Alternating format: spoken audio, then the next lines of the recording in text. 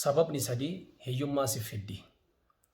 Obboleessa kiyya sadan kanarraa of tissi. Tokkoffaan qillata shukri.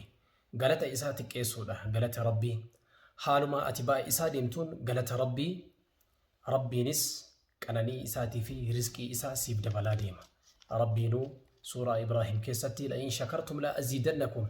Yoo isin nagalatoonfattanii jettan qananii tiyyaa fi rizqii tiyya isiniif baay'ee isaa jedhe. Rabbiin Quraana keessatti waa lama waliirra hidhe. Rizqii isaatii fi galata isaa. Inni lammaffaan wasanaa bahuudhaati haraama keessatti. Haaluma ati wasanaa baatuun haraama Rabbi jibbe laaluu keessatti Rabbiin illee akkasuma san sirraa fagaachaa deema. Rizqiin harka Rabbii jirti. Kanaafuu ati Quraana keessatti yoo laaltu fabtaguu cinda Allaahi rizqa. Rizqii ana bira barbaadaa jea Rabbi.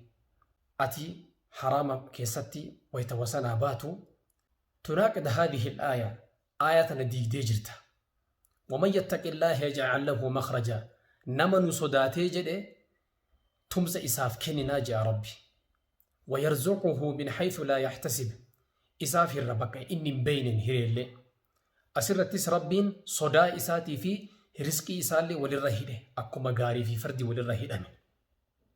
Cufuma Rabbiin sodaachaa deemtuun haalaan rizqiin isaallee siif dabalamaa deemti. Cufuma Rabbiin didduun hireen isaallee sirraa hidhachaa deemti. Inni sadaffaan nama waanyuudha. Nama waanyuun tokkoffaa irratti si dhiphisa, nageenya siif hin kennu, motorri qaama keetillee baay'ee si miidhamaa deema, garaachi keellee si gubachaa deema.